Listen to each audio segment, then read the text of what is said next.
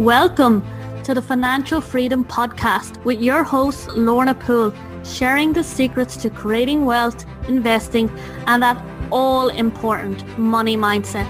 To find out more and accelerate your journey to financial freedom, head on over to www.lornapoole.com to get started.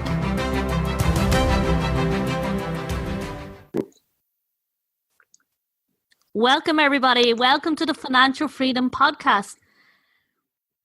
Did you ever think about getting financially educated? Why should this be a concern of yours? Well, my guest experts today are Troy Rich and Rashida Fleming. Troy Rich, who is one of the youngest architects listed on Forbes Council member in Texas.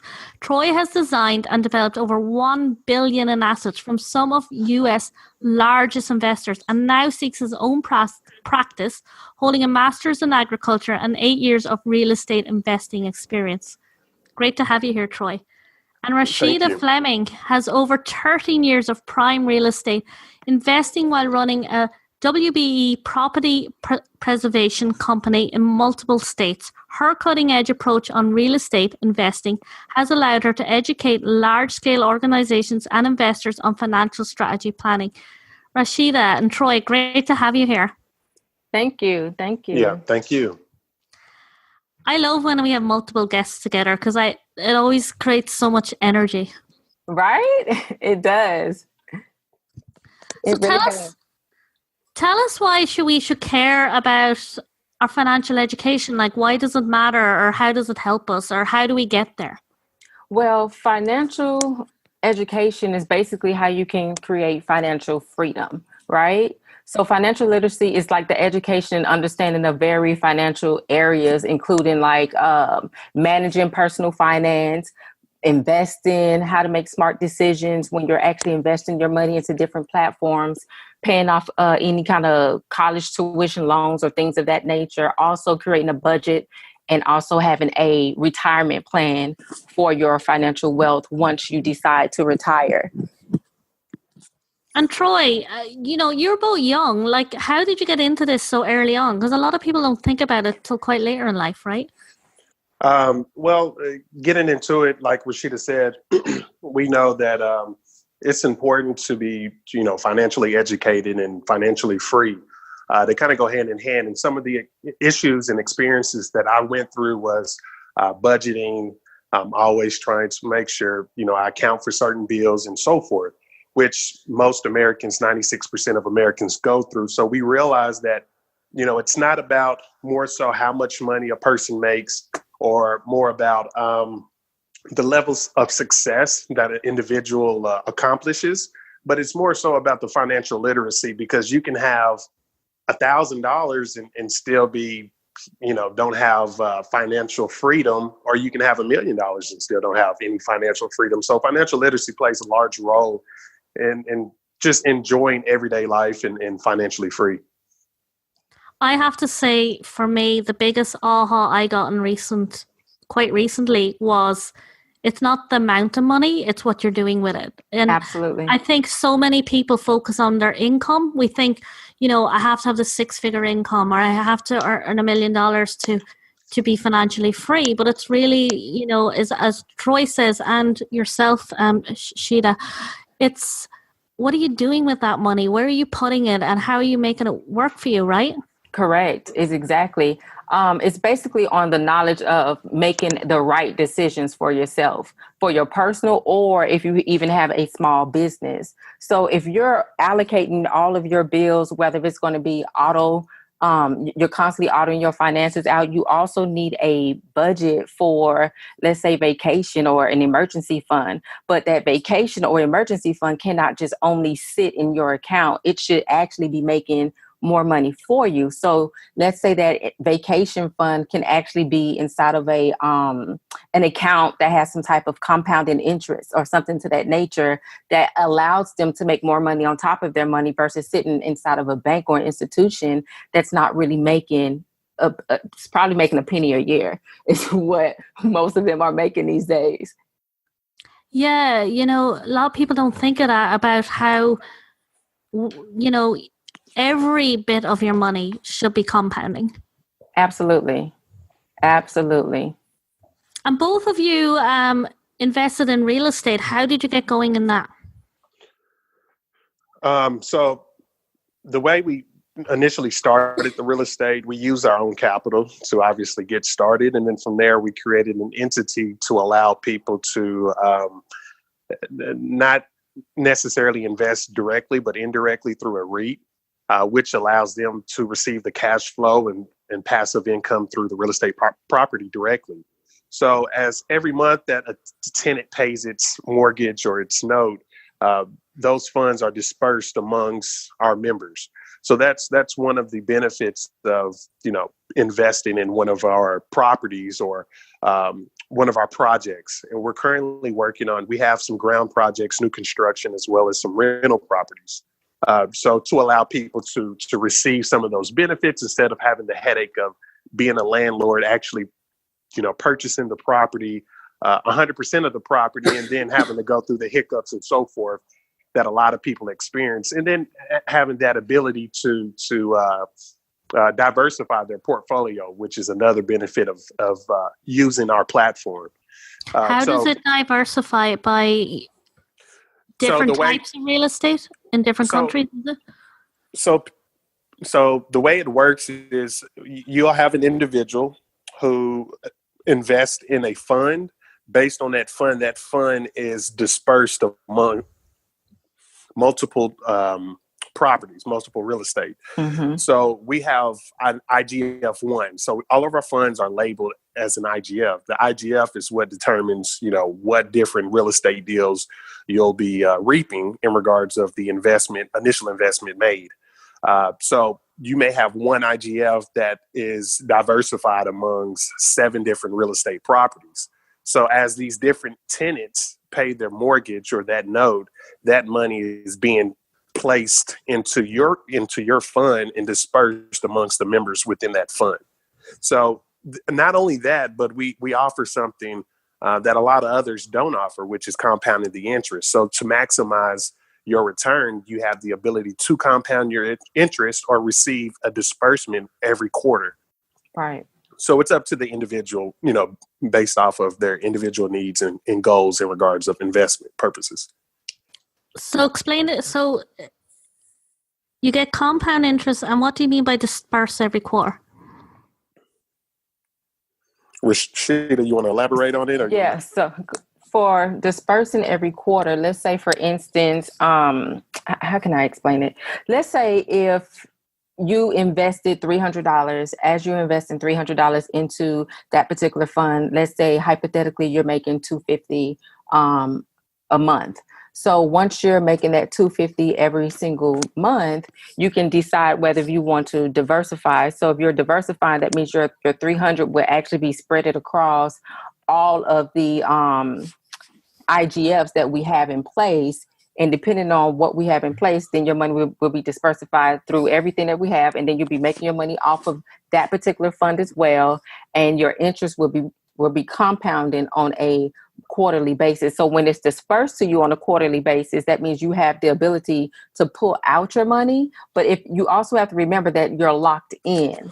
So you're locked in from 5 years on a growth investment fund. If it's ground, it's locked in for 7 years. But if you're diversifying, you're not going to be able to withdraw your funds out. If you're not diversifying, then you can withdraw your money. And what is it? Yeah, go on, Troy. So pretty much once you make the initial investment, as she was saying, the money that's being dispersed or that's being paid out to you, which is interest only, because the initial investment is what is locked in, you have the ability to accept and extract that money from the fund, or you can leave that money, right? And right. We now offer the opportunity for that individual to maximize their interest return by compounding that interest. So every time that interest is being dispersed or paid, instead of you receiving it in your hand, is actually rolling over to the initial investment that was made. So like accumulation kind of thing, correct. right? Right, yes, correct. Yes. And what does, excuse my ignorance, what does IGF mean? Investment Group Fund. Ah, okay.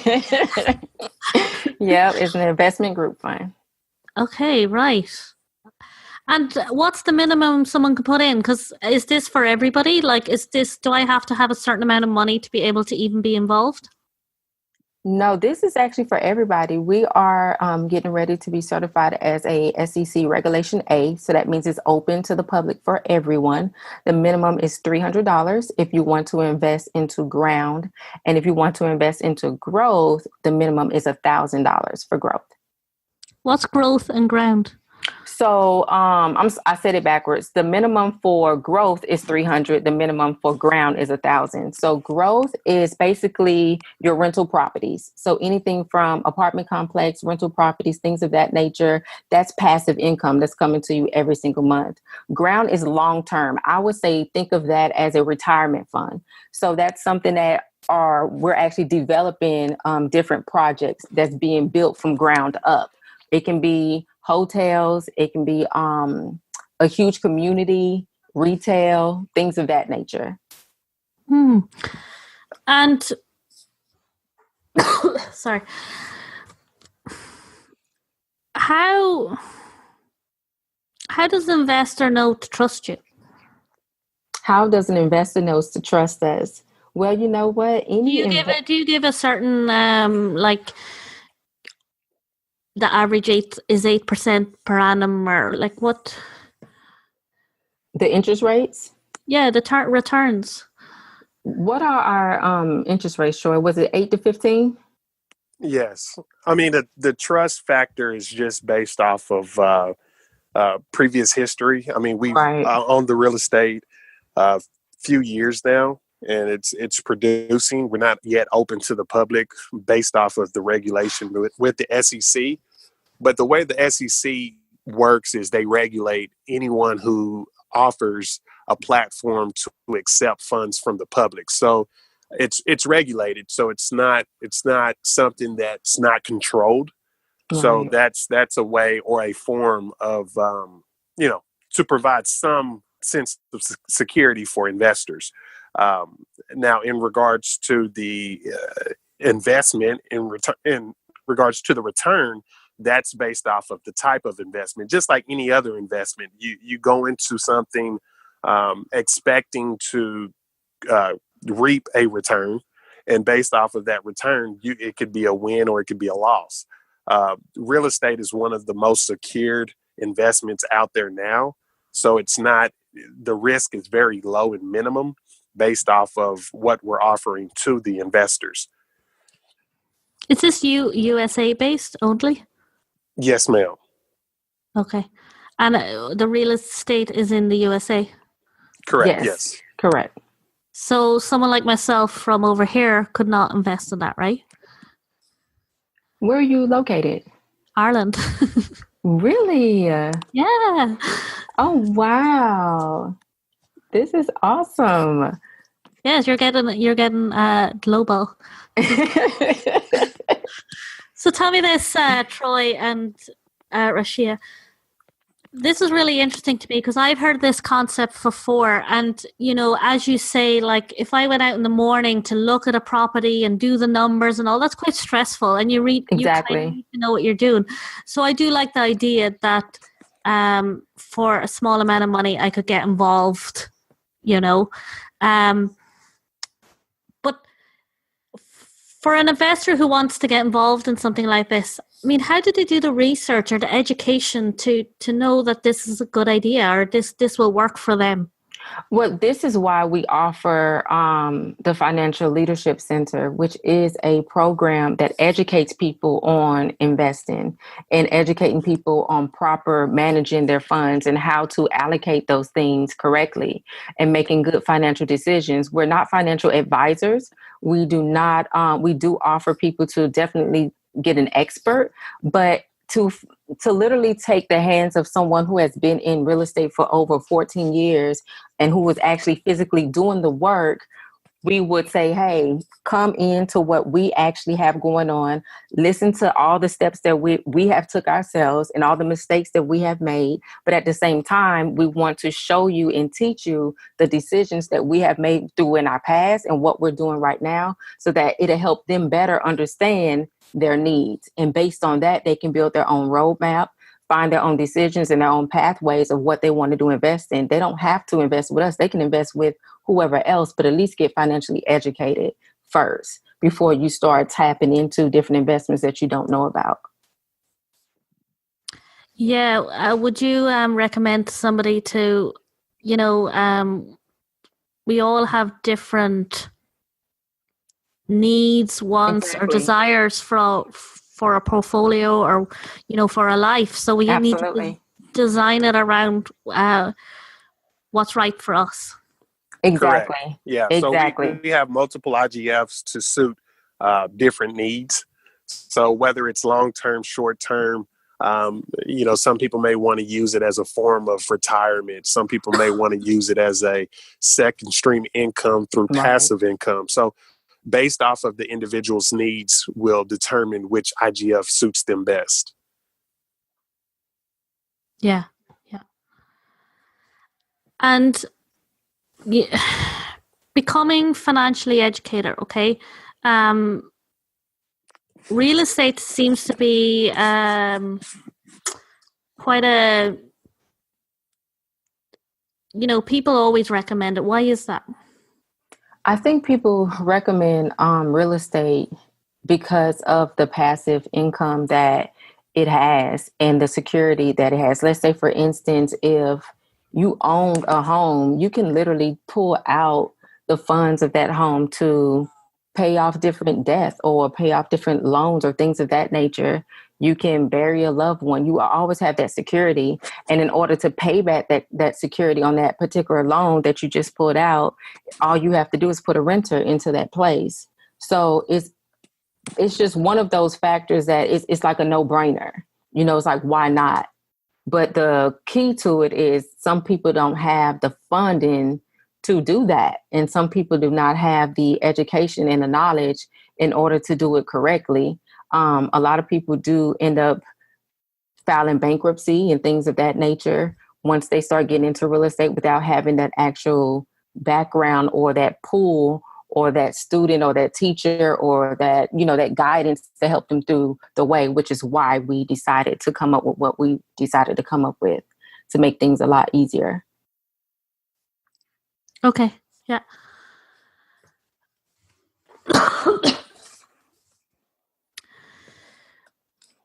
And,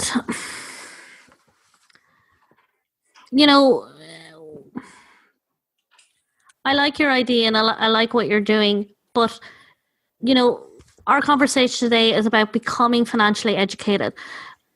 What else do we need to be thinking about? Like, I get the real estate. I get what you're doing. I really think it does work. And I can see why people would be interested in it. I've been introduced to this before with a lady and have thought strongly about it. But as somebody who's new getting into this area, what's the important aspects that you really need to get down? Managing your debt. Profitable saving techniques. Profitable saving techniques? Absolutely. What do you mean by that? So when you're saving, okay, some people don't like to use the terminology saving, but when I say profitable saving techniques would be your different platforms that you're putting your money into, which can also be known as your savings account. It's all about being strategic as you're saving your money. It's all about budgeting. It's all about making a roadmap and telling your money where to go and how to allocate your money correctly. It's all about making the right appropriate decisions. But in order to make those right appropriate decisions, you have to be educated on that. And in order to have the right sufficiency and the manners of your money, you have to be educated on that as well, because when you know better, you do better. So in order for things to go right, you have to know what you're doing and you have to understand where you're trying to go. If you do not understand where you're trying to go and you don't even have a roadmap for yourself, then how are you able to save right? How are you able to even reach to the next goal that you're trying to make? And what does your goal even look like? You don't know because you never outlined it. You don't know what you want to do because it's not there. So everything needs to be prioritized correctly. No difference in a business structure. The same way a business organize itself is the same way you should organize yourself personally. Not only that, but there's ways to save money when making large purchases to avoid excessive taxes, to avoid paying out all of this money when it could be left in your pocket. Not only that, like what she mentioned in regards to savings, the norm would think, okay, a savings account. Yeah, that's right. Your traditional bank savings account. That's not what we're referring to. Right. Let's use $1,000. If in 1990 you put $1,000 into savings, right, at a traditional bank, FDIC approved, you're accumulating 0.03% interest. Yeah. Now in 2019 you may have $1,113. But when you really look at it, are you really saving or is that money depreciating? So we always talk about real estate. We always talk about hard products that depreciates over time, but nobody really talks about money and how it depreciates over time as well. So it actually hurts you to have your money sitting somewhere in idle when you can actually put it in an investment, receive passive income, and then when that money is needed, it's still there. Right. I think that's my epiphany from today. Yes, save profitably. Yes.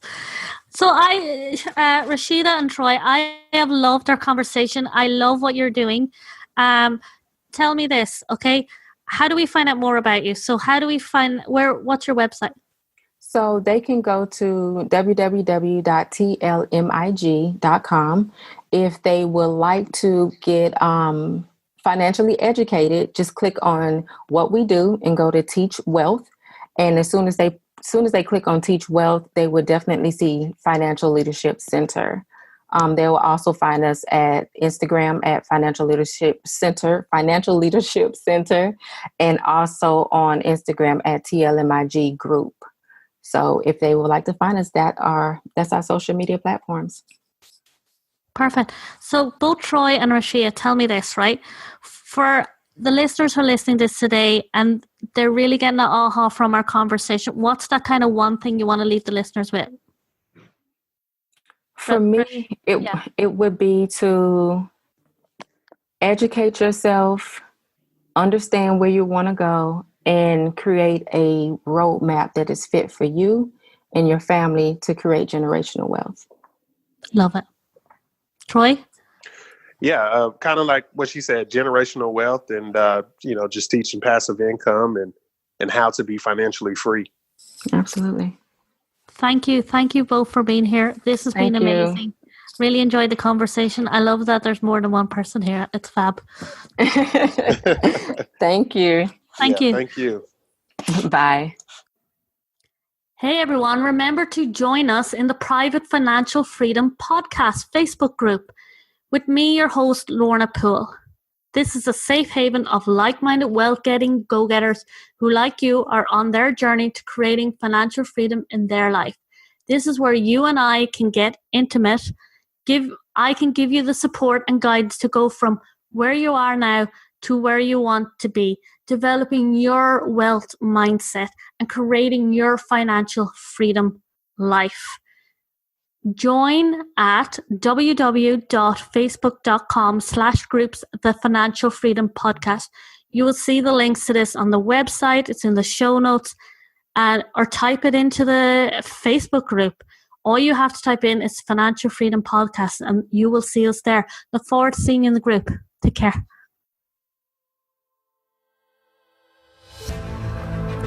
Thank you for joining us on the Financial Freedom Podcast to creating wealth, investing, and developing your money mindset. To get started today on your journey, head on over to www.lornapoole.com and grab your free course, 5 Steps to Breaking Free from Your Poverty Mindset and Accelerating Your Journey to Financial Freedom. See you there.